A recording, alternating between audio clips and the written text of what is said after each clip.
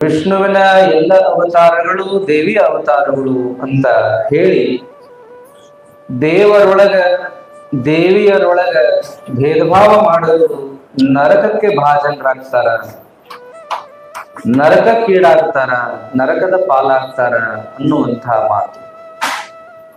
ಕಾರಣ ದೇವಿಯೇ ತ್ರಿಮೂರ್ತಿಗಳಿಗೆ ಆಶೀರ್ವಾದ ಮಾಡಿದ್ದಾಳೇನಪ್ಪ ಅಂದ್ರೆ, ನೀವು ಎಲ್ಲಿದ್ದೀರೋ ನಾನು ಅಲ್ಲಿಯೇ ಇರ್ತೀನಿ ಅಂತ. ನಿಮ್ಮೊಳಗೆ ನಾನು ಇರ್ತೀನಿ, ನನ್ನೊಳಗೆ ನೀವಿರ್ತೀರಿ ಅನ್ನುವಂಥ ಮಾತು.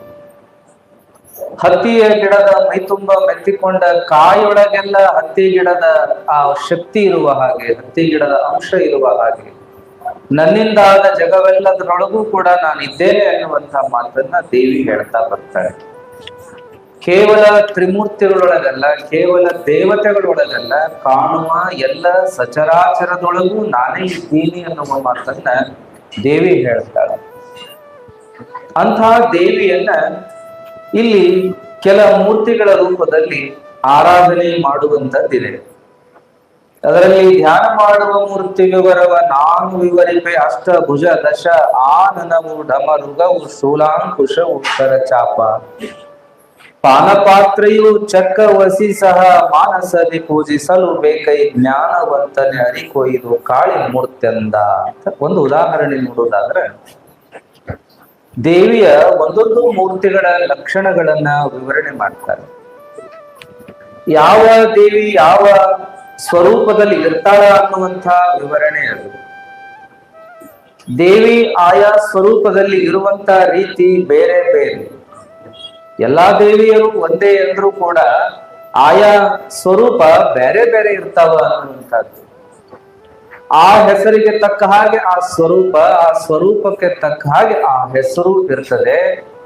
ಅದನ್ನ ತಿಳಿದು ಆ ಮೂರ್ತಿಗಳ ಮುಂದೆ ಅದೇ ಪದ್ಧತಿ ಅನುಸರಿಸಿ ಪೂಜೆಯನ್ನ, ಧ್ಯಾನವನ್ನ, ಜಪವನ್ನ, ತಪಸ್ಸನ್ನ ಮಾಡಬೇಕು ಅನ್ನುವಂತ ವಿವರಣೆಯನ್ನು ಹೇಳ್ತಾರ.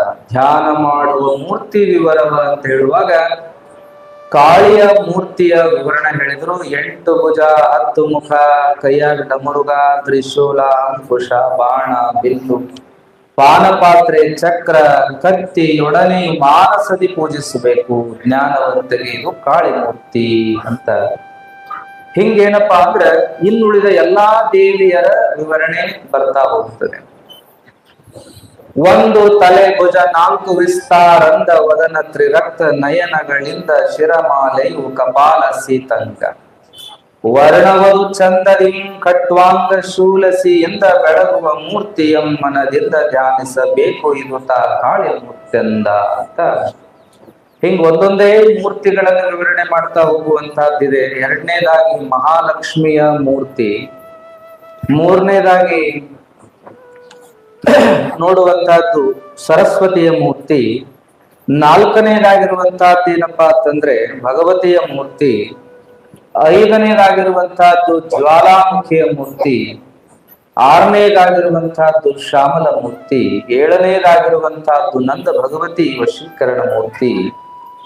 ನಂತರದಲ್ಲಿ ಮುಂದೆ 8ನೇದಾಗಿ ಶಾಕಾಂಬರಿಯ ಮೂರ್ತಿ. ಹೀಗೆ ಹೇಳ್ತಾ ಬೇರೆ ಬೇರೆ ದೇವಿಗಳ ವರ್ಣನೆಯನ್ನ ಮಾಡಿದ್ರು. ದುರ್ಗಿಯ ಮೂರ್ತಿ ಬರ್ತದೆ, ಭೀಮ ಮೂರ್ತಿ ಬರ್ತದೆ, ಭ್ರಾಮರಿ ಮೂರ್ತಿ ಬರ್ತದೆ, ಬಾಲಾ ತ್ರಿಪುರ ಧ್ಯಾನ ಬರ್ತದೆ, ತ್ರಿಪುರಾಂಬಾ ಧ್ಯಾನ ಬರ್ತದೆ. ಮೊನ್ನೆ ಒಂದು ಅಧ್ಯಾಯ ನೋಡಿದ್ರಿ, ಶ್ರೀಹರ್ಷ ಅಂತ ಒಬ್ಬ ಚಿಕ್ಕ ಬಾಲಕ, 3 ವರ್ಷದ ಬಾಲಕ ದೇವಿಯ ಅನುಗ್ರಹವನ್ನ ಪಡ್ಕೊಂಡ ಅಂತೇಳಿ. ಅದನ್ನ ಯಾವುದು ಅಂದ್ರೆ ಅದ ಬಾಲಾ ತ್ರಿಪುರಿ ಧ್ಯಾನ. ಅದನ್ನ ಮಾಡಿ ಆತ 3 ವರ್ಷದೊಳಗೆ ಅಪಾರ ಜ್ಞಾನ ಪಡ್ಕೊಂಡ ಅನ್ನುವಂಥದ್ದು ಬರ್ತದೆ. ತ್ರಿಪುರಾಂಬೆ ಧ್ಯಾನ ಬರ್ತದೆ. ಅದಾದ್ಮೇಲೆ ಅನ್ನಪೂರ್ಣ ಸ್ತೋತ್ರ ಅಂತೂ ನೀವು ಹೇಳುತ್ತೀರಿ, ನಿತ್ಯಾನಂದ ಕರಿ ಅಂದ್ರೆ ಅದನ್ನ ಹೇಳ್ತೀರಿ. ಅದ್ರೊಳಗೆ ಅದನ್ನ ಕೆಲವರೆಲ್ಲ ಭಯಪಟ್ಟ ಹಾಕ್ಯಾರಿ. ನಾವಿಲ್ಲಿ ಹಾಡುವಾಗ ಹೇಳ್ತಿರ್ತೀವಿ, ದೇವೇಶ್ವರೇಶ್ವರಿ ಬಾಳ ಪ್ರೀತಿಲೇ ಹಾಡ್ತಾರ. ದಿನ ಒಂದೊಂದು ಹಾಡ್ರಿ, ದೇವಿ ಮೇಲೆ ಹಾಡು ಬಾಳ ನಮ್ಗ ದಿನ ಒಂದೊಂದು, ಎಲ್ಲವೂ ಕೂಡ ಇಲ್ಲಿ ಕೇಳ್ದಂಗ ಆಕತಿ. ಅದು ಗಂಗಾ ಸ್ತೋತ್ರ ಅಷ್ಟ. ಅದು ದೇವಿ ಸುರೇಶ್ವರಿ ಗಂಗಾ ಸ್ತೋತ್ರ, ಪಾರ್ವತಿ ಸ್ತೋತ್ರದ, ಅನ್ನಪೂರ್ಣ ಸ್ತೋತ್ರದ, ಸರಸ್ವತಿದದ, ಲಕ್ಷ್ಮಿದದ, ಹಂಗ ದಿನ ಒಂದೊಂದು ದೇವಿ ಬಗ್ಗೆ ಹೇಳ್ರಿಪ್ಪ ಅಂತ ನಾವು, ಆದ್ರೆ ಸ್ವಲ್ಪ ಅಭ್ಯಾಸ ಮಾಡ್ಬೇಕಾಕತಿ, ಕಲ್ಕೋಬೇಕಾಕತಿ, ಭಯಪಟ್ಟು ಹಾಕ್ಬೇಕಾಕತಿ, ಅಷ್ಟೆಲ್ಲ ತ್ರಾಸು. ಹಂಗಾಗಿ ತಟ್ನ ಬರೋದೇನಂದ್ರ ದೇವಿ ಸೂರೇಶ್ವರ ಟಕ್ ಟಕ್ ಬಾಳ ಚಂದ ಮ್ಯೂಸಿಕ್ ಕೊಡ್ತಾರ ಅವರು. ತಬಲಾಜಿನೂ ಬಾಳ ಚಲೋ ಅದಾರ ನೋಡ್ರಿ. ಹಂಗಾಗಿ ಅದೊಂದು ಭಯಪಟ್ಟು. ಮತ್ ನಿತ್ಯಾನಂದ ಕರಿ ಹೇಳೋ ಅಂದ್ಕೂಳೆನ ಅನ್ನಪೂರ್ಣ ಸ್ತೋತ್ರ ಅಂದಿವ್ ನಾವು. ಆದ್ರೆ ಈ ನಿತ್ಯಾನಂದ ಕರಿ ಅಂತ ಪಪ್ಪು ಅಂದ, ಆತಪ್ಪ ಮತ್ ಭಜಿ ಮಿರ್ಚಿ ಕರಿ ಅಂತ ನಾವು ನಗಚಾಟಿಗೆ ಮಾಡ್ತಿದ್ವು. ಏನಪ್ಪಾ ಅಂದ್ರೆ ದೇವಿಯ ಆರಾಧನೆಯನ್ನ ನಾನಾ ರೀತಿಯಲ್ಲಿ ಮಾಡುವ ವರ್ಣನ ಅದ. ಇದರೊಳಗೆ ಎಲ್ಲಾ ದೇವಿಯ ಬಗ್ಗೆ ವಿವರಣೆಯನ್ನು ಕೊಡ್ತಾರೆ, ಸಮಯದ ಅಭಾವ. ಹಂಗಾಗಿ ಒಂದೇ ಮೂರ್ತಿಯ ಬಗ್ಗೆ ನೋಡಿ ಇನ್ನುಳಿದದ್ದೇನಪ್ಪಾ, ಅನ್ನಪೂರ್ಣ ಸ್ತೋತ್ರ ಇದೆ, ಭವಾನಿ ಸ್ತೋತ್ರ ಇದೆ, ಮಾರಿಯ ಸ್ತೋತ್ರ ಇದೆ, ಪ್ರೇತ ಚಾಮುಂಡಿ ಸ್ತೋತ್ರ ಇದೆ, ಭೈರವಿ ಇದೆ, ಅಂಬಾ ಇದೆ, ಜಗನ್ಮೋಹಿನಿ ಇದೆ, ಪದ್ಮಾವತಿ ಇದೆ, ಅರ್ಧನಾರೀಶ್ವರಿ ಇದೆ, ಅಂಬಾಮೂರ್ತಿ ಇದೆ. ಹೀಗೆ ಇಷ್ಟೆಲ್ಲ ವಿವರಣೆಯನ್ನ ಮಾಡಿ ಹೇಳ್ತಾರೆ. ಇಂತು ಮೂರ್ತಿಗಳೆಲ್ಲ ಗೌರಿಯ ಲಂತು ತೋರ್ಪವು ದೇವಿ ಮೂರ್ತಿಯ ನಂತವಾಗಿರುತ್ತಿಹವು ವರ್ಣಿಪರಾರು ತಾನವರು ತಾನವನು ಚಿಂತಿಪನು ಮೂರ್ತ್ಯಾವನು ಅವದಂತೂ ಇವಳು ಬಯಕೆಯನ್ನು ತಾನಂತೂ ಸೇವಗಳಾಗಿ ಹಳು ನಿಜ ಭಕ್ತರಿಗೆ ಎಂದ. ಎಂತ ಮಾತು ಹೇಳಿದ್ರು. ದೇವಿಯ ಮೂರ್ತಿಯನ್ನ ಮನದುಂಬಿ ಧ್ಯಾನ ಮಾಡಿದವರು, ಪ್ರಾರ್ಥನಾ ಮಾಡಿದವರು, ವರ್ಣಿಸಿದವರು, ಚಿಂತಿಸಿದವರು, ಭಜಿಸಿದವರಿಗೆ ದೇವಿ ಏನ್ ಮಾಡ್ತಾಳಂತ, ಅವರಿಗೆ ಸೇವಕಳಾಗಿ ನಿಂತುಕೊತಾಳಂತ್ರಿ. ಅದಕ್ಕೆ ಹೇಳಿದ್ರು ವರ್ಣಿಪರಾರು ದೇವಿ ಮೂರ್ತಿಯ ಅನಂತವಾಗಿರುತ್ತಿಹವು ಅವುಗಳನ್ನು ವರ್ಣಿಪರಾರು ತಾನವನು ಚಿಂತಿಪನು ಮತ್ಯಾವನೋ ಅವನಂತೂ ಇವಳು ಬಯಕೆಯನು ತಾನಂತೂ ಸೇವಕಳಾಗಿ. ನೋಡ್ರಿ, ಅವಂಗ ಧ್ಯಾನ ಮಾಡಿದವ, ಭಜನೆ ಮಾಡಿದವ, ಜಪ ಮಾಡಿದವ, ಸ್ತೋತ್ರ ಮಾಡಿದವ, ಯಾರು ಅನವರತ ದೇವಿಯನ್ನ ಧ್ಯಾನ ಮಾಡಿರ್ತಾನಲ್ಲ ಅವನಿಗೆ ಸೇವಕಳಾಗಿ ನೀನ್ ತಗೋತಾಳ ಅಂದ್ರ ಇದೇನು ಸಣ್ಣ ಮಾತಲ್ಲ. ಅದಕ್ಕ ದೊಡ್ಡದವ್ರು ಹೇಳ್ತಿದ್ರಂತ, ದೇವರಿಗಾಗಿ ನೀವು ದುಡಿರಿ, ದೇವರು ನಿಮಗಾಗಿ ದುಡಿತಾನ ಅಂತೇಳಿ. ಇದ ಮಾತ ಬಂತಲ್ಲ, ದೇವರಿಗಾಗಿ ನೀವು ದುಡಿದ್ರೆ ನಿಮಗಾಗಿ ದೇವರ ದುಡಿತಾನ. ನಾವೇನಂತೀವ್ರಿ, ಹಿಂಗ ಅನ್ನಂಗಲ್ಲ, ಇದ್ರ ವಿರುದ್ಧ ನಮ್ಮದು. ನಮ್ ಜೀವನ ನಾವು ಮಾಡ್ಬೇಕು, ನಮ್ ದುಡಿಮೆ ನಾವು ಮಾಡ್ಬೇಕು, ನಾವು ಮಾಡ್ಕೋಬೇಕು, ಯಾರದಾರ ಮಾಡಿಕೊಡೋರು ಅಂತ ಗೋಳಾಟ ನಮ್ದು. ಆದ್ರೆ ನಂಬಬೇಕು, ಮತ್ತೆ ನಾವು ಅವನಿಗಾಗಿ ದುಡಿಬೇಕು, ದೇವರಿಗಾಗಿ ನಾವು ದುಡಿದ್ರೆ ನಮಗಾಗಿ ದೇವ್ರು ದುಡಿತಾನ ಅನ್ನೋ ಮಾತನ್ನ ಸುಳ್ಳು ಮಾಡಕ್ ಸಾಧ್ಯನೇ ಆಗುದು. ವೇದವಾಕ್ಯ ಇದ್ದಂಗ ಅವೆಲ್ಲ, ಇವೆಲ್ಲ ಅನುಭವ ಸಿದ್ಧವಾಗಿರುವಂತಹ ಮಾತುಗಳು. ಹಂಗಾಗಿ ದೇವರಿಗಾಗಿ ಒಂದಿಷ್ಟು ದುಡಿಯೋದನ್ನ ನಾವು ಕಲಿಬೇಕು. ದೇವ್ರದೇನೈತ್ರಿ, ಹೊಲ ಆಯ್ತು, ದನ ಕರ ಆಯ್ತು, ದೇವ್ರದೇನ್ ಫ್ಯಾಕ್ಟ್ರಿ ಇತ್ತು, ದೇವ್ರದೇನ್ ಕಂಪನಿ ಇತ್ತು, ದೇವರಿಗಾಗಿ ಯಾಕೆ ದುಡಿಯೋದು? ದೇವರಿಗಾಗಿ ದುಡಿಯೋದು ಅಂದ್ರೆ ನೀವು ಮನುಷ್ಯರೊಳಗೆ ಅವನನ್ನ ಕಾಣ್ರಿ, ಪ್ರಾಣಿ ಪಕ್ಷಿಗಳೊಳಗೆ ದೇವ್ರನ್ನ ಕಾಣ್ರಿ, ಮನುಷ್ಯರೊಳಗೆ ದೇವ್ರನ್ನ ಕಾಣ್ರಿ. ಯತ್ರ ಜೀವ ತತ್ರ ಶಿವ, ಎಲ್ಲೆಲ್ಲಿ ಜೀವ ಅದನೋ ಅಲ್ಲೆಲ್ಲಿ ದೇವ್ರ ಅದಾನ. ಹಂಗಾಗಿ ಇನ್ನೊಬ್ಬರಿಗೆ ನೀವು ಮಾಡಿದ ಸೇವಾ ದೇವರಿಗೆ ಮುಟ್ಟುತ್ತದೆ. ಹಾಗಾಗಿ ದೇವರನ್ನೇ ನೇರವಾಗಿ ನೋಡಕ್ಕಾಗೋದಿಲ್ಲ, ದೇವರಿಗೆ ನೇರವಾಗಿ ಏನು ಮಾಡಕ್ಕಾಗೋದಿಲ್ಲ. ಹಾಗಾಗಿ ಉಣ್ಣವರ ಬಾಯಿಂದ ದೇವರು ಸ್ವೀಕಾರ ಮಾಡ್ತಾನೆ, ಕೇಳುವವರ ಕಿವಿಯಿಂದ ದೇವರು ಸ್ವೀಕಾರ ಮಾಡ್ತಾನೆ ಹೇಳುವ ಮಾತನ್ನ. ಹಾಗಾಗಿ ನೀವು ಹಸಿದವರಿಗೆ ಉಣಿಸ್ರಿ, ದೇವರಿಗೆ ಮುಟ್ಟಿತು. ತೊಂದರೆ ಇರೋವರಿಗೆ ಸಹಾಯ ಮಾಡ್ರಿ, ದೇವರಿಗೆ ಮುಟ್ಟಿತ ನಿಮ್ ಭಕ್ತಿ. ಕಷ್ಟದವರಿಗೆ ಒಂದಿಷ್ಟು ಸಹಾಯ ಮಾಡ್ರಿ, ದೇವರಿಗೆ ಮುಟ್ಟಿತದು. ಜೀವ ಜಂತುಗಳಿಗೆಲ್ಲ ನಿಮ್ಮ ಪಾಲಿನ ಕರ್ತವ್ಯ, ನಿಮ್ಮ ಕರುಣೆಯಿಂದ ಮಾಡ್ಬೇಕಾದ ಕರ್ತವ್ಯವನ್ನ ನೀವು ಮಾಡ್ರಿ, ದೇವರಿಗೆ ಅದು ಮುಟ್ಟದನ್ನುವಂಥದ್ದು. ದಯವಿರಬೇಕು ಸಕಲ ಪ್ರಾಣಿಗಳೆಲ್ಲರಲ್ಲಿ, ದಯವೇ ಧರ್ಮದ ಮೂಲವಯ್ಯ. ದಯಾದೊಳಗ ಧರ್ಮದೊಳಗ ದೇವ್ರದಾನ. ಹಂಗಾಗಿ ಸಕಲ ಜೀವರಾಶಿಗಳನ್ನ ನಿಮ್ಮಂಗ ಕಾಣ್ರಿಪ್ಪ. ಹಸದವನಿಗೆ ಅನ್ನ ಕೊಡ್ರಿ, ನೊಂದವನಿಗೆ ಕಣ್ಣೀರು ಒರೆಸ್ರಿ, ರೋಗಿಗೆ ಔಷಧ ಕೊಡಿಸ್ರಿ. ಆಮೇಲೆ ಏನಪ್ಪಾ ಅಂದ್ರ ಅಪೇಕ್ಷಿತನಿಗೆ ವಿದ್ಯಾ ಕೊಡ್ರಿ, ವಿದ್ಯಾ ದಾನ ಮಾಡ್ರಿ. ಇನ್ನುಳಿದ ಯಾವ ದಾನಗಳನ್ನಾದ್ರೂ ಮಾಡಿ ದೇವ ಕಾರ್ಯವನ್ನ ಸಂಪೂರ್ಣ ಮಾಡ್ರಿ ಅಂತ ಹೇಳ್ತಾರೆ.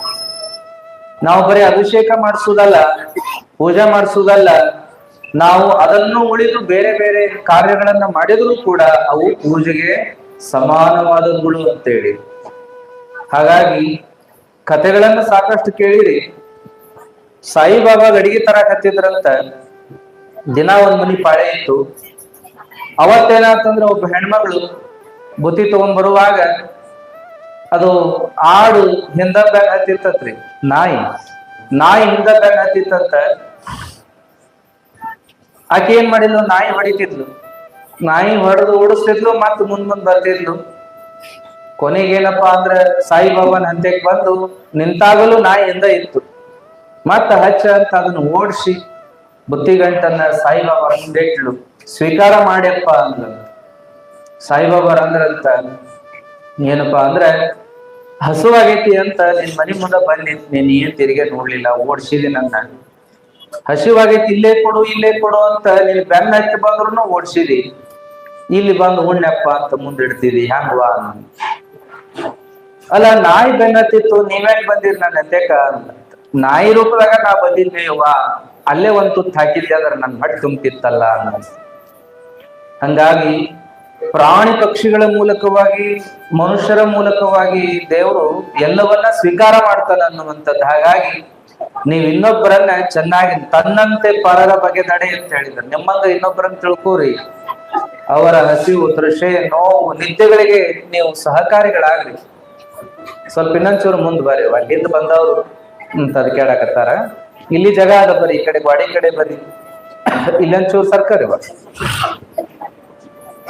ಬರ್ರಿ, ಹುಡುಗರು ಮುಂದ್ ಬರ್ರಿ ಇನ್ನೊಂದು ಬರ್ರಿ. ಹೀಗೆ ದೇವಿಯ ಬಗ್ಗೆ ನಾವು ಕೇಳ್ತೀವಿ. ಮುಂದಿನ ಮಾತನ್ನು ನೋಡೋಣ. ತನ್ನ ಗುರುವಿನ ಸಂಪ್ರದಾಯವ ಭಿನ್ನಿಸದೆ ಮೂರ್ತ್ಯಾವದು. ಯಾಕ್ರೆ ಸಾಕು ಮಾತಾಡ್ಬೇಡ್ರಿ, ಕೂತು ಕೇಳ್ರಿ. ಸ್ವಲ್ಪ ಅವಕಾಶ ಸಿಕ್ಕರೆ, ಮಾರ್ಜಿನ್ ಸಿಕ್ಕರೆ ಸಾಕು. ತನ್ನ ಗುರುವಿನ ಸಂಪ್ರದಾಯವ ಭಿನ್ನಿಸದೆ ಮೂರ್ತ್ಯಾವುದು, ತನಗಿನ್ನು ಹೇಳಿದ ಮಂತ್ರವಾವುದು. ಮೂರ್ತಿ ವರ್ಣೇನು ಚನ್ನಗೆಯು ತಾನರಿತು ನಿತ್ಯದ ಉನ್ನತೋನ್ನತ ಭಕ್ತಿಯಲ್ಲಿ ಸಂಪನ್ನನಾದವ ಪಡೆವ ಸರ್ವ ಬಿಟ್ಟಗಳನ್ನೆಲ್ಲ. ನೋಡ್ರಿ, ದೇವಿಯನ್ನ ಆರಾಧನೆ ಮಾಡುವುದನ್ನ ಹೇಳಿ, ಯಾರು ಆರಾಧನೆ ಮಾಡ್ತಾರ ಅವರ ಮನೆಯ ಸೇವಕರಾಗಿ ದೇವಿ ನಿಂತುಕೊತಾಳ ಅಂತ ಹೇಳಿದ್ರು. ಮುಂದೆ ಹೇಳ್ತಾರ, ನಿಮ್ಮ ಗುರುವಿನ ಸಂಪ್ರದಾಯದಂತೆ ನೀವು ಏನ್ ಮಾಡ್ಬೇಕಪ್ಪ ಅಂದ್ರ ಮೂರ್ತಿಯನ್ನ ಧ್ಯಾನ ಮಾಡ್ರಿ, ಮಂತ್ರ ಜಪ ಮಾಡ್ರಿ, ಚೆನ್ನಾಗಿ ಪೂಜೆಯನ್ನ ಮಾಡ್ರಿ, ಉನ್ನತೋನ್ನತ ಭಕ್ತಿಯನ್ನ ಮಾಡ್ರಿ. ದೇವರು ಸಂಪನ್ನಳಾಗುವ ಹಾಗೆ, ದೇವತೆ ಸಂಪನ್ನಳಾಗುವ ಹಾಗೆ ನೀವು ನಡ್ಕೊಂಡ್ರೆ ನಿಮ್ಮ ಎಲ್ಲ ಅಭೀಷ್ಟಗಳನ್ನ ಈಡೇರಿಸ್ತಾಳ ದೇವಿ ಅಂತ ಹೇಳಿ. ಗುರು ಸಂಪ್ರದಾಯ, ನಿಮ್ಮ ಗುರು ಸಂಪ್ರದಾಯದಂಗನ ನೀವು ಪೂಜಾ ಪುನಸ್ಕಾರಗಳನ್ನು ಮಾಡ್ಬೇಕು. ಅವ್ರು ಹಂಗ್ ಮಾಡ್ತಾರೆ, ನಾವು ಹಂಗ್ ಮಾಡ್ತೇವೆ, ಇವ್ರು ಹಿಂಗ್ ಮಾಡ್ತಾರ, ನಾವು ಹಿಂಗ್ ಮಾಡ್ತೇವೆ ಅಲ್ಲ. ನಿಮಗೆ ಏನು ಗುರುಗಳು ಉಪದೇಶ ಮಾಡಿರ್ತಾರ, ನಿಮ್ಮ ಗುರು ಸಂಪ್ರದಾಯದಂತೆ ನೀವು ಭಕ್ತಿಯನ್ನ ಮಾಡ್ರಿ, ನಿಮ್ಮ ಸೇವೆಯನ್ನ ದೇವಿಗೆ ಸಲ್ಲಿಸ್ರಿ. ನಿಮ್ಮ ಅನಂತ ಭಕ್ತಿಯನ್ನ ದೇವಿಗೆ ಸಲ್ಲಿಸುವಂತವ್ರಾದ್ರಿ ಅಂದ್ರೆ ದೇವಿ ಏನ್ ಮಾಡ್ತಾಳ ಅಂದ್ರೆ ನಿಮ್ಮ ಇಷ್ಟಾರ್ಥಗಳನ್ನ ಈಡೇರಿಸ್ತಾಳ ಅನ್ನುವಂತ ಮಾಡ್ತದೆ ಗುರು ಸಂಪ್ರದಾಯ. ನಮ್ಮ ಗುರು ಸಂಪ್ರದಾಯಗಳನ್ನ ನಾವು ಚಾಚು ತಪ್ಪದೆ ಪಾಲಿಸ್ಬೇಕು. ಇತ್ತೀಚೆಗೆ ಸಂಪ್ರದಾಯಗಳು, ಸಂಸ್ಕೃತಿಗಳು ಬಹಳ ಕಡಿಮೆ ಆಗ್ಯಾವ. ಈಗ ದೇವಿ ಪುರಾಣದಾಗ ಕೇಳ್ತೀವಿ ಅಷ್ಟ ಖರೆ, ಆದ್ರೆ ಸಂಪ್ರದಾಯ ಅಂದ್ರೆ ನಾವೇನ್ ತಿಳ್ಕೊಂಡ್ಬಿಡ್ತೀವಿ ಅಂದ್ರೆ ಬರೇ ಉಡುಗೆ ತೊಡುಗೆ ಅಂತ ತಿಳ್ಕೊತೀವಿ. ಸಂಪ್ರದಾಯ ಅಂತಂದು ಒಳ್ಳೇನ ಹಿಂಗ್ ಬರುದು, ಹಿಂಗ್ ಕುಂಡ್ರುದು, ಹಿಂಗ್ ನಿಂದ್ರುದು ಅಂತ ತಿಳ್ಕೊತೀವಿ. ಸಂಪ್ರದಾಯ ಅಂದ್ರ ಅದಲ್ರಿ. ನಮ್ಮನ್ನ ನಾವು ಬದಲಿಸಿಕೊಳ್ಳುವಂಥದ್ದಲ್ಲಿರ್ಬೇಕು, ನಮ್ಮನ್ನ ನಾವು ಉದ್ಧರಿಸಿಕೊಳ್ಳುವಂಥದ್ದಲ್ಲಿರ್ಬೇಕು, ನಮ್ಮನ್ನ ನಾವು ಮುಕ್ತಗೊಳಿಸಿಕೊಳ್ಳುವಂಥದ್ದಲ್ಲಿರ್ಬೇಕು. ಅದಕ್ಕ ಸಂಪ್ರದಾಯ ಅಂತಾರೆ. ಇರ್ಲಿ, ಸಂಪ್ರದಾಯದ ಜೊತೆಗೆ ಸಂಸ್ಕೃತಿ. ಸಂಪ್ರದಾಯವನ್ನ ಎಲ್ಲರೂ ಆಚರಣೆ ಮಾಡೋದಿಲ್ಲ, ಆದ್ರೆ ಸಂಸ್ಕೃತಿನಾದ್ರೂ ಎಲ್ಲರಿಗೂ ಬೇಕು. ಸಂಪ್ರದಾಯವನ್ನ ನೀವೆಲ್ಲ ಸ್ವಾಮಿಗಳಿಗೆ ವಹಿಸ್ಕೊಡ್ತೀರಾ, ಅದನ್ನ ನೀವ ಮಾಡುದ್ರಿ. ಇನ್ನು ಸಂಸ್ಕೃತಿನಾದ್ರೂ ನೀವು ತಗೋರಿ. ನಮ್ಮ ಸಂಸ್ಕೃತಿ, ನಮ್ಮ ಏನು ಸಂಸ್ಕೃತಿ ಅದಲ್ಲ ಅದನ್ನ ನೀವು ತಿಳ್ಕೊಂಡು ಮಕ್ಕಳಿಗೂ ತಿಳಿಸ್ರಿ. ಇತ್ತೀಚೆಗೆ ಸಂಸ್ಕೃತಿ ಬಹಳ ಕಡಿಮೆ ಆಗ್ಯದ, ಮನಸ್ಸೇಚ್ಛೆ ಬದುಕುದ ರೂಢಿ ಆಗ್ಯದ. ಅದ್ರಾಗ ಇವತ್ತು ಜಗತ್ತನ್ನ ಕೈಯಾಗ ಹಿಡಿದಿರೋದ್ರಿಂದ ಆ ದೇಶದಾಗ ಹೆಂಗ್ ಮಾಡ್ತಾರೆ, ಈ ದೇಶದಾಗೂ ಹಂಗ ಮಾಡ್ಬೋದು ಹೋಗುದು. ಇದೇನು ಕಾಮನ್ ಅದ ರೀ. ಈಗೆಲ್ಲ ಪ್ಯಾಂಟ್ ಶರ್ಟ್ ಹಾಕೋದು ಕಾಮನ್, ಹೆಣ್ಮಗಳು ಪ್ಯಾಂಟ್ ಶರ್ಟ್ ಹಾಕೋದು ಕಾಮನ್, ತುಂಡುಡುಗೆ ಉಡೋದು ಕಾಮನ್, ಪಬ್ಬಿಗೆ ಹೋಗೋದು ಕಾಮನ್, ಮಾಂಸ ತಿನ್ನೋದು ಕಾಮನ್. ಈ ಕಾಮನ್ ಆಗ್ಯಾವ್ರಿ ಇವೆಲ್ಲ. ಇದನ್ನ ಸಂಪ್ರದಾಯ ಮಾಡ್ಕೊಳಕತ್ತಾರ. ಗುರು ಸಂಪ್ರದಾಯ ಹಿಡೀರಿ ಅಂದ್ರ ಅವ್ರು ಮಾಡಿದ ಸಂಪ್ರದಾಯ ಇವ್ರು ಹಿಡಿಯಕತ್ತಾರ. ಇದೆಲ್ಲ ಬೇಡ. ಸಮಾನತೆ ಅಂದ್ರ ಹೆಣ್ಮಗಳು ಗಂಡ್ಮಗನಂಗ ಡ್ರೆಸ್ ತೊಡೋದು ಸಮಾನತೆ ಅಲ್ರಿ. ಸಮಾನತೆ ಅಂದ್ರ ಗಂಡು ಮಗನ ಸಮಾನವಾಗಿ ಆಕೆಯೂ ವಿದ್ಯಾ ಪಡ್ಕೊಳ್ಳಿ, ಗಂಡು ಮಗನ ಸಮಾನವಾಗಿ ಆಕೆಯೂ ಮನೆತನದ ಜವಾಬ್ದಾರಿ ಹೊರಲಿ, ಗಂಡು ಮಗನ ಸಮಾನವಾಗಿ ಆಕೆಯೂ ಕೂಡ ಎಲ್ಲಾ ಕೆಲಸ ಕಾರ್ಯಗಳನ್ನ ಮಾಡುವಂತಾಗಲಿ, ಗಂಡು ಮಗನ ಸಮಾನವಾಗಿ ಆಕೆಯೂ ಕೂಡ ಏನಪ್ಪಾ ಅಂತಂದ್ರ ಲಜ್ಜೆ ನಾಚಿಕೆಗಳಿಂದ ಬಹಳ ಮುದುರಿಕೊಂಡು ಕೂಡ್ಲಾರ್ದಂಗ ಧೈರ್ಯದಿಂದ ಸ್ಥೈರ್ಯದಿಂದ ಜೀವನ ಮಾಡ್ಲಿ.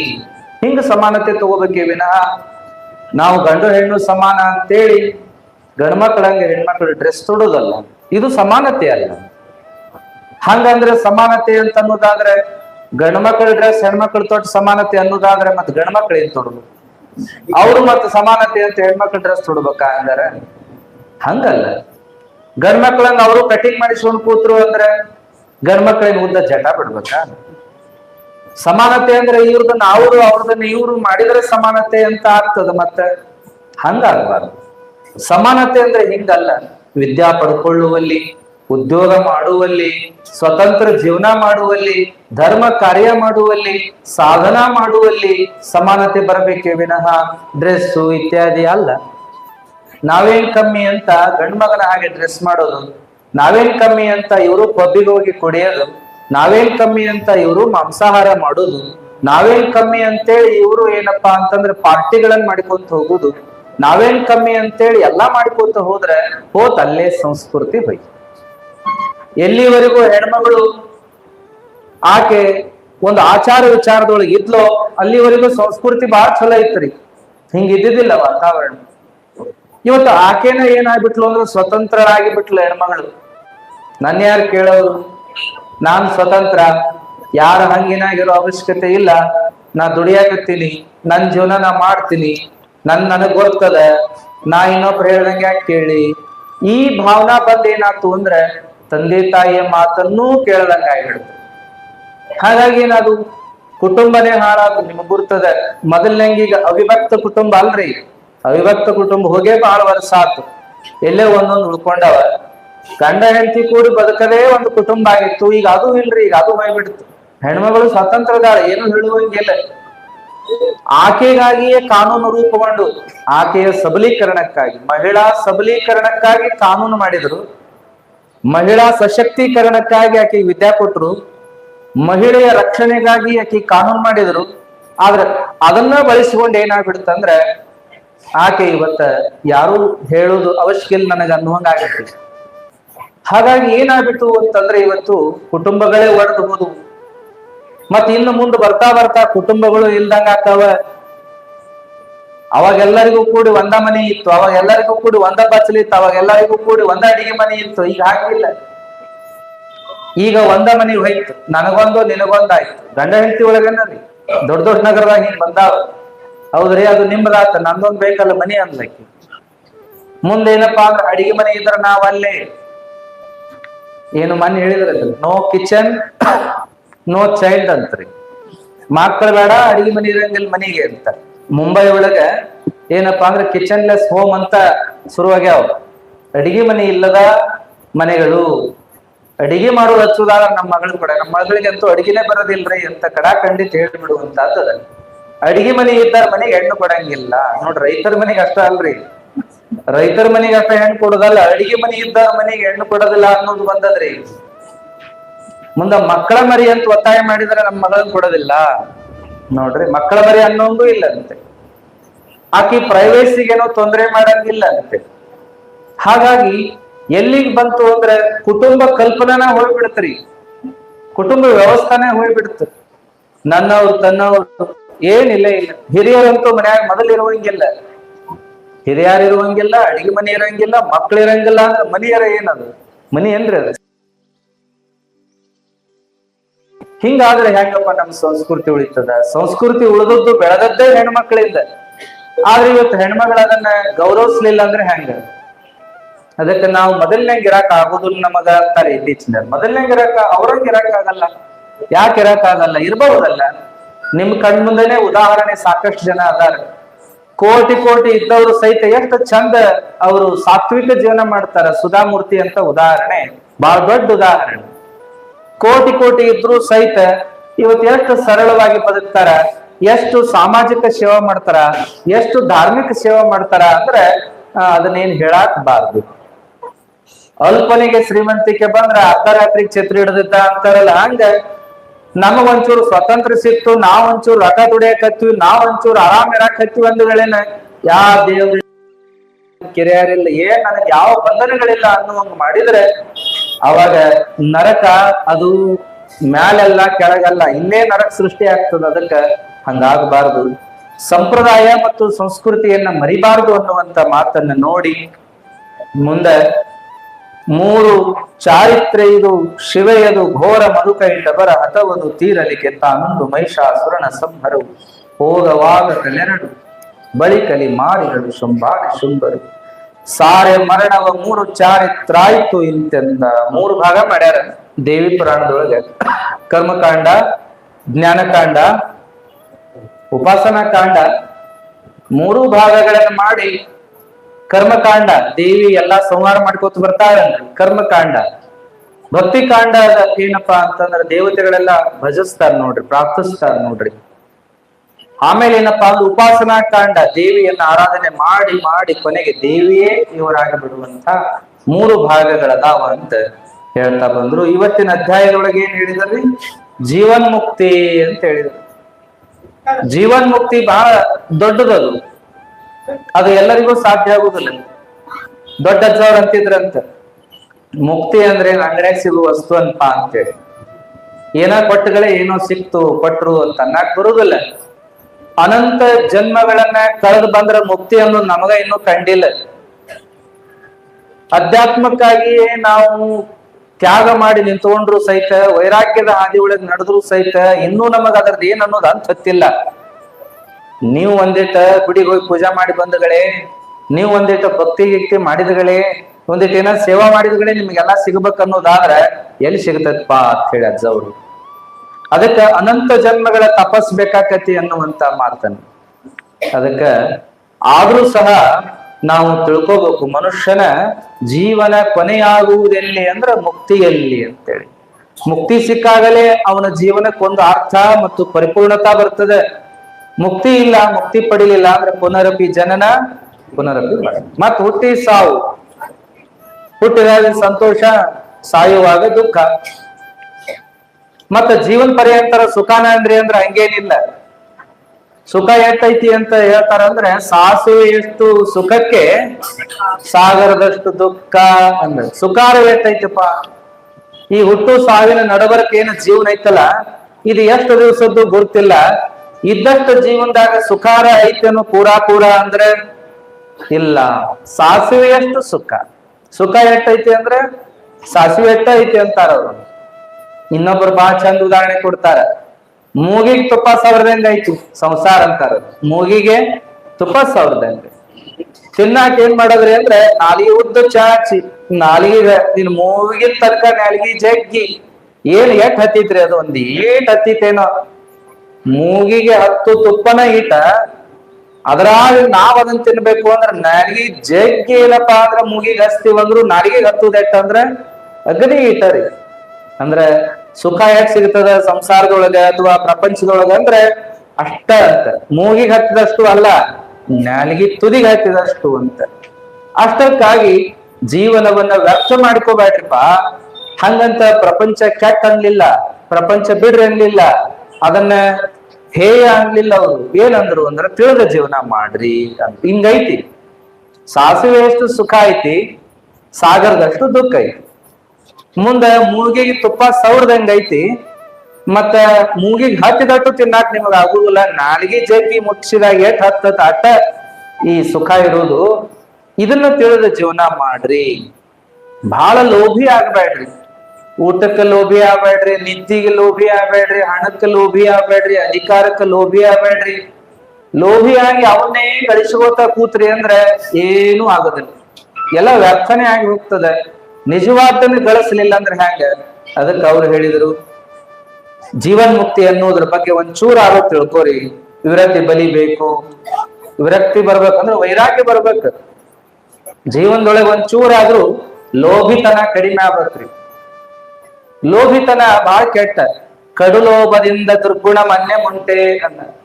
ಲೋಭ ಬಹಳ ಕೆಟ್ಟ. ಪ್ರಪಂಚದ ಬಗ್ಗೆ ಲೋಭಿ ಆಗ್ಬೇಡ್ರಿ. ಜೀವನ ಏನದಲ್ಲ, ಸುಖಮೇ ಇಲ್ಲ. ಎಲ್ಲಾನು ನಮ್ಮದಂತ ತಿಳ್ಕೊತೀವಿ, ಯಾವ್ದು ನಮ್ಮದಲ್ಲ ಅಂತ ಒಮ್ಮೊಮ್ಮೆ ಅನಿಸ್ತದ್ರಿ. ಎಲ್ಲರಿಗೂ ಕಾಣ್ತಿರ್ತದೆ, ಏನೋ ಮರ ಏನು ಇವರೆಲ್ಲ ನನ್ನವರು ಅಂದ್ವಿ, ಇವ್ರು ಯಾರು ನನ್ನವ್ರು ಅಲ್ಲ ಅನ್ನೋ ಭಾವನೆ ಎಲ್ಲರಿಗೂ ಒಮ್ಮೆ ಬಂದ ಹೋಗ್ತದ್ರೆ ಮನಸ್ಸಿನಾಗ. ಹೆಂಗ ಆಕಾಶದೊಳಗೆ ಮಳೆಗಾಲದಾಗ ಒಮ್ಮೊಮ್ಮೆ ಮಿಂಚು ಬಂದ್ ಹೋಗ್ತಿರ್ತದಲ್ಲ, ಹಂಗ ಪ್ರತಿಯೊಬ್ಬರ ಮನಸ್ಸಿನಾಗ ಮೂಡ್ತಿರ್ತದ. ಏನಪ್ಪಾ ಅಂದ್ರೆ, ಯಾವುದು ನಂದು, ಯಾರು ನನ್ನವರು, ಏನ್ಪಾ ಇದು, ಇವ್ರು ನನ್ನವ್ರ ಅಂತ ತಿಳ್ಕೊಂಡೆ, ಇವ್ರು ಹೆಂಗ್ ಮಾಡಿದ್ರಲ್ಲ, ಇವ್ರು ನನ್ನವ್ರು ಅಂತ ತಿಳ್ಕೊಂಡೆ, ಇವ್ರು ಹೆಂಗ್ ಮಾಡಿದ್ರಲ್ಲ, ಇವರಿಂದಲೂ ನೆಮ್ಮದಿ ಸಿಗಲಿಲ್ಲ, ಇವರಿಂದ ಸುಖ ಸಿಗಲಿಲ್ಲ, ಇವರಿಂದ ಶಾಂತಿ ಸಿಗಲಿಲ್ಲ, ಇವರಿಂದ ನನಗೆ ಏನೇನು ಆಗಲೇ ಇಲ್ಲಲ್ಲಪ್ಪ ಅನ್ನೋ ಭಾವನಾ ಕೊರಗು ಎಲ್ಲರಿಗೂ ಆಗ್ತದೆ. ಅದಕ್ಕೆ ಏನ್ ಹೇಳಿದ್ರು ಅಂದ್ರೆ, ಇದನ್ನ ತಿಳಿದ ಜೀವನ ಮಾಡ್ರಿ ಸಾಕು. ಕೃಷ್ಣ ಒಬ್ಬ ಸಾಧು ಹೇಳಿದ, ಬಹಳ ತಪಸ್ ಮಾಡ್ತೀಯಲ್ಲಪ್ಪ, ಇದುವರೆಗೂ ಏನ್ ಸಾಧಿಸಿ ಅಂತ. ಅವ ಅಂದ, ಏನ್ ಸಾಧಿಸಿನೋ ಇನ್ನೋ ಗೊತ್ತಿಲ್ಲ, ಆದ್ರೆ ಸಾಧನ ಅಂತೂ ಮಾಡಾಕ್ತೀನಿ ಅಂದ. ಸಾಧನ ಮಾಡೋದು ದೊಡ್ಡದಲ್ಲಪ್ಪ, ಭ್ರಮ ಬಿಟ್ಟು ಬದುಕುದು ದೊಡ್ಡದು ಅಂದ ಕೃಷ್ಣ. ಭ್ರಮ ಬಿಟ್ಟು ಬದುಕುದು ದೊಡ್ಡದು. ನಂದ ತಂದಂತ ಭ್ರಮ ಇಟ್ಕೊಂಡು ಬದುಕ್ತಿವಲ್ಲ, ಅದನ್ನ ಬಿಟ್ಟು ಬದುಕುದ ದೊಡ್ಡದು. ಅದ್ ಹೆಂಗ ಅಂದ, ಒಂದ್ ಉದಾಹರಣೆ ಮಾಡ್ಲೇನ ಅಂದ, ಮಾಡಿ ತೋರ್ಸಂದ. ಅವಾಗ ಕೃಷ್ಣ ಏನ್ ಮಾಡಿದ ಅಂದ್ರೆ, ಆ ನದಿಗೆ ಹೋಗಿ ಒಂದ್ ಕೊಡ ನೀರು ತುಂಬ್ಕೊಂಬ ಅಂತ ಸಾಧು. ಇವ ಸಾಧು ಒಂದ್ ಮಡಿಕೆ ತಗೊಂಡ್ ಹೋಗ, ಆ ಹೊಳಿ ಒಳಗ ಬಗ್ಗಿಸಿ ಆ ಮಡಿಕೆ ತುಂಬುದ್ರೊಳಗಾಗಿ, ತುಂಬಿ ಎತ್ತುದ್ರೊಳಗಾಗಿ ಇವಂಗ ಮೈಮರು ಆತಂತ್ರಿ. ಮೈಮರು ಆತು. ಅಲ್ಲೇ ಕುಂತ ಏನಾತು ಅಂದ್ರೆ, ಅವ ಆಡಿ ಬೆಳೆದ, ದೊಡ್ಡವಾದ, ದುಡಿಯಾಕತ್ತ, ರೊಕ್ಕ ಗಳಿಸಾಕತ್ತ. ಮುಂದ ಅವಂಗೊಂದ್ ಮದುವೆ ಆತು. ಮುಂದ ಕುಟುಂಬಕ್ಕಾಗಿ ಅಲ್ಲೇ ನದಿ ದಂಡೆಗೆ ಒಂದು ಚಪ್ರ ಹಾಕಿದ. ಮುಂದೆ ದುಡ್ಕೊಂಡ್ ಬರ್ತಿದ್ದ ಹೆಂಡತಿ ಚಂದಗೆ ಮಾಡಿ ಹಾಕಕತ್ಲು. ಮತ್ತೆ 2 ಮಕ್ಕಳ ಆದು. ಅಗದಿ ಚಂದ ಚಂದ ಜೀವನ ನಡೆಯಾಕತ್ತು. ಬಹಳ ಸುಖ ಸುಖ ಸುಖ. ಅವಾಗ ಏನಾತು ಅಂದ್ರೆ, ಧಾರಾಕಾರ ಮಳಿ ಬಿತ್ತು, ನದಿ ಉಕ್ಕೇರಿತು, ಪ್ರವಾಹ ಬಂತು. ಇವನು ಗುಡ್ಸಲಾನ ಕೊಚ್ಕೊಂಡು ಹೋತು. ಹೆಂಡತಿ ಮಕ್ಕಳೆಲ್ಲ ತೇಲಿ ಹೋದ್ರು. ಇವ ಎದಿ ಬಡ್ಕೊಂಡ್ ಅಳಾಕತ್ತ. ದುಡಿಯಾಕ ಹೋಗಿದ್ದ, ಬಂದ್ ನೋಡ್ತಾನ, ಎಲ್ಲ ಗುಡಿಸಲು ಪಚ್ಚ ಹೋಗ್ಯದ. ಹೆಂಡತಿ ಮಕ್ಕಳು ತೇಲಿ ಹೊಂಟಾರ. ಅವ್ರ ಕೈ ಮಾಡೋದು ಕಾಣ್ತತಿ. ಇವಂಗ್ ನದಿಗೆ ಜಿಗದು ಆ ಮಹಾಪೂರದೊಳಗೆ ಇಳಿದು ತಮ್ಮ ಮಕ್ಕಳನ್ನ ಹೆಂಡತಿನ ರಕ್ಷಣೆ ಮಾಡಕ್ಕೂ ಆಗವಲ್ದು. ಅಸಹಾಯಕಾಗ್ಯಾನ. ಬಾಯಿ ಬಡ್ಕೋತಾನ, ಎದಿ ಬಡ್ಕೋತಾನ, ನೆಲದ ಮ್ಯಾಗ ಬಿಟ್ಟು ಹೊಳ್ಯಾಡ್ತಾನ, ಹುಡಿ ಹುಡಿ ತಗೊಂಡ್ ತೂರ್ತಾನ. ಏನಾತು ನನ್ನ ಜೀವನ ಅಂತಾನ. ಏನ್ ಬೋರಾಡಿ ಅಳಾಕತ್ರಿ, ಸಂತ ಮಾಡಿಕೊಳಕತ್ತ. ಅವಾಗ ಕೃಷ್ಣ ಬಂದು ಅವನ್ ಭುಜ ಮುಟ್ತಾನ. ಅವನ್ ಭುಜ ಮುಟ್ಟಾರ, ಅವ ಎಚ್ಚರಾಕತ್ತ. ಅವನ್ ನೋಡ್ತಾನು, ಹೊಳಿ ಹರಿಯಾಕತ್ತತಿ, ಬಿಂದಿಗೆ ತುಂಬ್ಕೊಂಡ್ ಕುಂತಾನ. ಅಲ್ಲಿ ಏನೇನು ಇಲ್ರಿ, ಏನೇನು ಇಲ್ಲ. ಭ್ರಮಕ್ಕೊಳಗಾಗಿದ್ದವ. ಕೃಷ್ಣ ಉಪಾಯ ಮಾಡಿದ್ದ ಅದನ್ನ. ಅವಾಗ ಏನಾಗೈತಿ ಅಂದ್ರ, ಬಿಂದಿಗೆ ತುಂಬಿಟ್ಟಿದ್ದ ಅಲ್ಲೇ ಐತಿ, ಹೊಳಿ ಹರಿಯುವಂಗ ಹರಿಯಾಕತ್ತೈತಿ, ದಂಡಿ ಕುಂತದಾನ. ಆದ್ರೆ ಏನಾಗೈತಿ ಅಂದ್ರ, ಅಲ್ಲೆಲ್ಲಾ ಕೆದರ್ಯಾಡ್ಯಾನ, ಮಣ್ಣು ತೂರ್ಯಾಡ್ಯಾನ, ಅತ್ತಾನ, ಸುಂಬಳ ಸೋರ ಆಗ್ತದ, ಕಣ್ಣೀರ್ ಧಾರಾಕಾರ ಆಗ್ಯದ. ಏನೆಲ್ಲ ಅಂಗಿ ಹರ್ಕೊಂಡಾನ.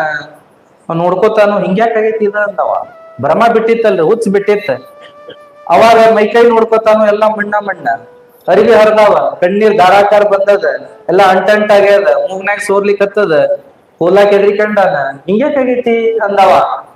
ಕೃಷ್ಣ, ನಾನು ಎದಕ್ ಬನ್ನಿ, ಇಲ್ಲಿ ಇದು ತಕ ಏನಾತು ಅನ್ನಂತ. ನಿನ್ ಗುರ್ತಿಲ್ಲ ಅಂದಂತವ. ಇಲ್ಲ ಅಲ್ಪ ಮುಂದ್ ನೋಡಲ್ ಬಿಂದಿಗೆ ನೋಡ್ಯ ನೆನಪಕತಿನ ಅಂದ. ಬಿಂದಿಗೆ ನೋಡ್ತಾನ, ಹಾ ನೀನ್ ನೀರಿಗೆ ಕಳಿಸಿದ್ದಿ, ನಾ ನೀರ್ ತಗೊಂಡು ತುಂಬಿಕೊಂಡು ತರಬೇಕು ಅಂತ ದಂಡ್ಯಾಗಿ ಇಟ್ಕೊಂಡಿ, ಮುಂದೇನಾತು ಗುರ್ತಾಲಿಲ್ಲ ನನಗ ಅಂದ. ಮತ್ ಈ ಆಕಾರ ನೋಡಿದ್ರೆ ಏನ್ ಅನಿಸ್ತತಿ ಅಂದ. ಇಲ್ಲ ಭಯಂಕರ ನನಗ ಏನೋ ಆಗೈತಿ, ಆಗಿ ಹೋಗೈತಿ ಅಂತ ಅನ್ಸಾತತಿ. ಅವಾಗ ಅವ ಅಂದ, ಜೀವನ ಭ್ರಮಾನೇ ಇದು, ಯಾವುದೂ ಸತ್ಯ ಅಲ್ಲ, ಅದಕ್ಕಾಗಿ ಇದು ಕನಸಿನಂಗಪ್ಪ ಅಂತ ವಿವರಣೆ ಮಾಡಿ ಹೇಳ್ತಾನಂತ. ಅದಕ್ಕೆ ಯಾವುದನ್ನು ಅತಿಯಾಗಿ ಹಚ್ಕೋಬೇಡ, ಅದಕ್ಕೆ ಇದೊಂದು ಪ್ರಯಾಣ ಇದ್ದಂಗ, ಜೀವನ ಅನ್ನೋದು ಒಂದು ಪ್ರಯಾಣ.